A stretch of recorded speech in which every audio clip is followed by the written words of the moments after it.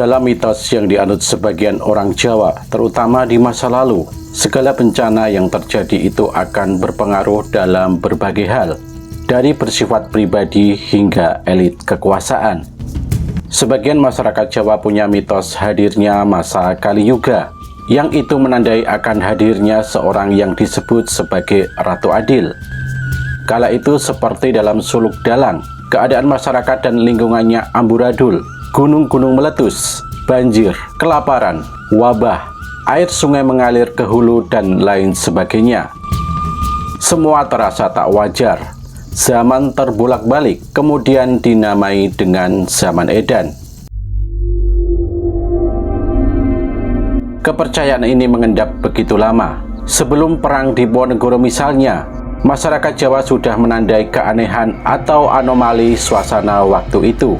Wabah diare menyebar, konflik sudah mulai meletup di tingkat elit kekuasaan, dan gunung api meletus.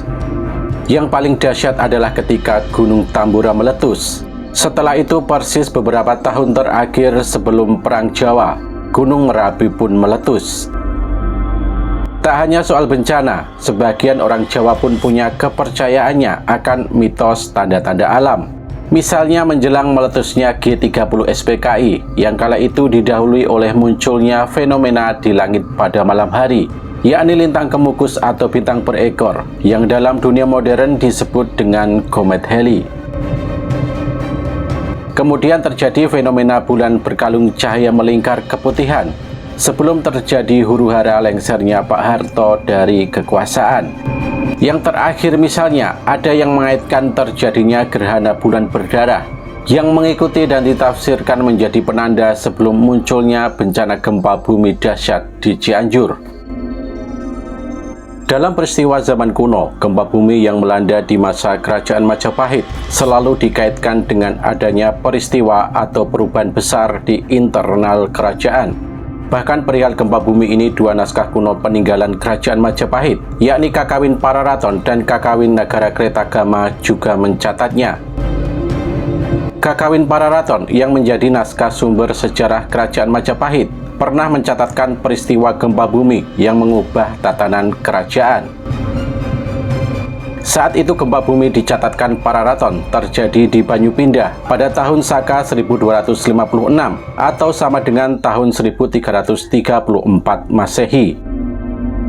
Peristiwa ini tergambar pada buku Profesor Slamet Muljana yang bertajuk Pemugaran Persada Sejarah Leluhur Majapahit, di mana peristiwa ini terjadi setelah Perang Sadeng.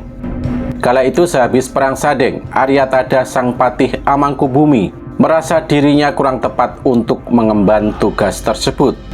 Kemudian Aryatada meminta untuk dibebas tugaskan alias mengundurkan diri dari jabatannya. Sebagai gantinya, Aryatada meminta Raja Tribuana Tunggadewi mengangkat Gajah Mada yang telah punya pengalaman sebagai Patih Daha, wilayah kekuasaan Kerajaan Majapahit selama 3 tahun. Pengalaman itu dirasa Aryatada bahwa Gajah Mada mampu diserai tugas baru yang lebih berat. Dari sanalah akhirnya sang raja mempertimbangkan saran dari Aryatada dengan menunjuk Gajah Mada sebagai Patih Amangkubumi yang kosong. Namun sebelum resmi jabatan Patih Amangkubumi diisi Gajah Mada, ada suatu fenomena besar adanya gempa bumi yang mengguncang wilayah Kerajaan Majapahit. Konon Pararaton mengisahkan bahwa itu menjadi isyarat akan adanya perubahan besar di Kerajaan Majapahit, di mana dimaksudnya adalah penggantian Aryatada sebagai Patih Amangkubumi dengan Gajah Mada. Pelantikan Gajah Mada sebagai Patih Amangkubumi sendiri dilakukan secara resmi di Balai Urung. Sedangkan di Kakawin Nagarakretagama Pupus 1 Bait 4 dinyatakan kelahiran Hayam Wuruk pada tahun Saka 1256 atau tahun 1334 Masehi. Kelahiran itu didahului peristiwa alam, diantaranya gempa bumi, sebagai isyarat kebesaran jabang bayi yang akan dilahirkan. Jadi kemungkinan catatan dari Pararaton yang mengatakan ada gempa bumi di tahun 1334 bisa jadi juga menjadi isyarat lahirnya Hayam Wuruk. Gempa bumi itu sendiri disebabkan oleh letusan dari Gunung Kelut. Hayam Wuruk sendiri lahir dari rahim Tribuana Tunggadewi yang menjadi penguasa ketiga usai Raden Wijaya dan Jayanegara di Majapahit. Kelak Hayam Wuruklah yang mewarisi tahta Raja Majapahit dari ibunya. Itulah beberapa peristiwa alam berupa gempa bumi pada zaman kerajaan, yang dikaitkan dengan isyarat akan terjadinya juga peristiwa-peristiwa penting setelahnya. Setelah beberapa kali melewati perubahan zaman, mungkin masih ada sebagian yang mempercayai peristiwa gempa sebagai tetenger atau pertanda akan suatu kejadian selanjutnya, entah itu baik ataupun buruk. Pertanyaannya sekarang, apakah akan selalu terkait begitu setiap kali ada peristiwa alam? Jawabnya jelas sudah tidak bisa dipercaya karena cenderung otak-atik gaduh. Bencana alam tak selalu identik dengan kabar buruk di masa depan. Contohnya adalah ketika terjadi tsunami yang dahsyat di Aceh, yang memakan korban hingga 250.000 tewas.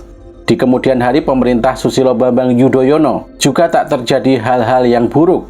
Bahkan SBY mampu berkuasa selama 10 tahun. Bila mengacu pada primbon juga tak tepat. Contohnya adalah pada patokan mengenai keadaan alam yang ada di buku itu. Misalnya soal Pranata Mangsa atau situs iklim. Kenyataannya sekarang, apa yang dahulu dianggap baku ternyata sudah sangat berubah. Alam sudah berubah. Soal kapan datangnya musim kemarau dan penghujan sudah tak jelas lagi. Musim sudah tak jelas lagi karena terjadinya perubahan iklim yang masif. Masihkah percaya mitos bencana sebagai kabar buruk masa depan? Sebagai manusia yang beriman, tentunya kita mengatakan bahwa tidak ada satu manusia dan makhluk di bumi ini yang akan mengetahui apa yang akan terjadi untuk nanti, hari esok, dan yang akan datang. Semua itu hanya rahasia Tuhan, Zat Sang Pencipta alam semesta beserta isinya.